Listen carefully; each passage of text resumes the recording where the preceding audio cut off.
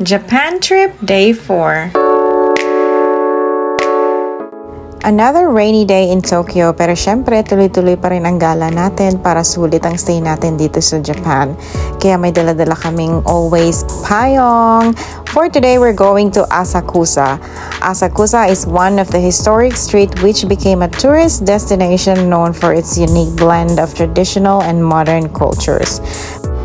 Grabe maulan, sobrang lamig pa rin talaga dito sa Tokyo, kaya naman everyday full gear pa rin kaming umaalis.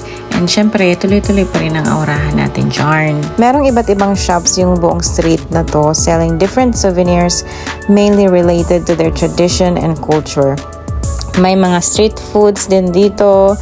Trinay namin yung pancake bilang gusto ng mga bata.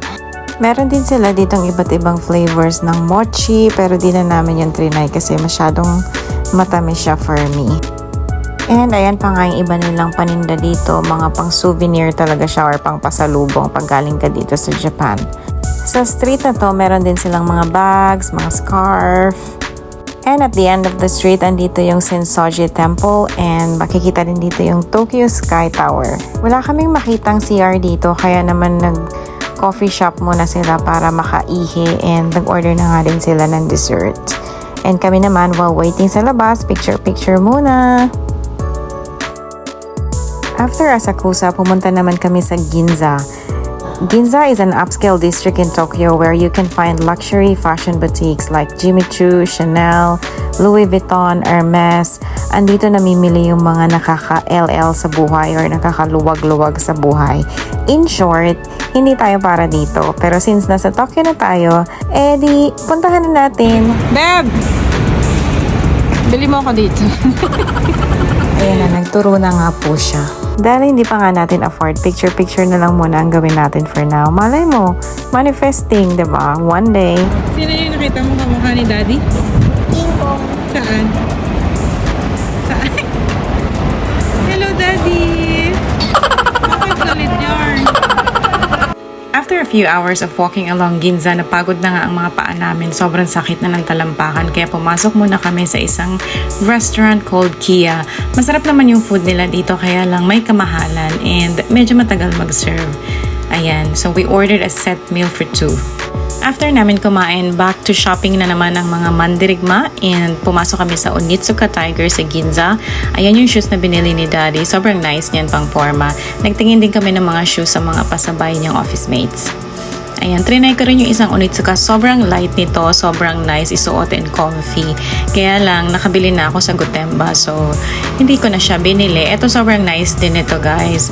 Kaya lang yung isang hinahanap ko, yung black yung stripes and then may gold sa baka, so wala sila.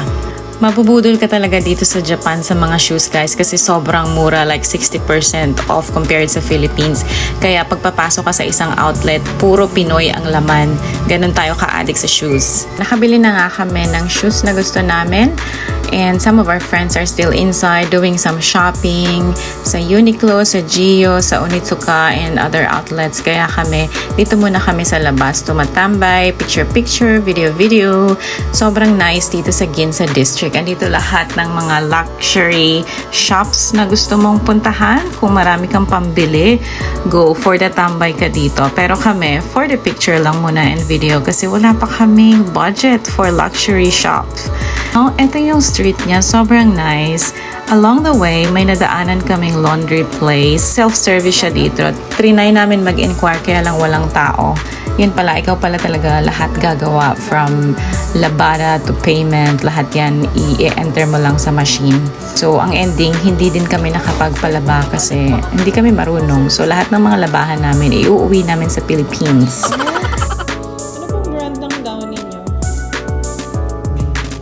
Bago kami umuwi, dumaan muna kami sa grocery store to buy some chips and bread, pang coffee namin in the morning. Meron din sila ditong fruits, fresh meats, and gulay. And that's basically it. That's what happened with our day 4. Good night!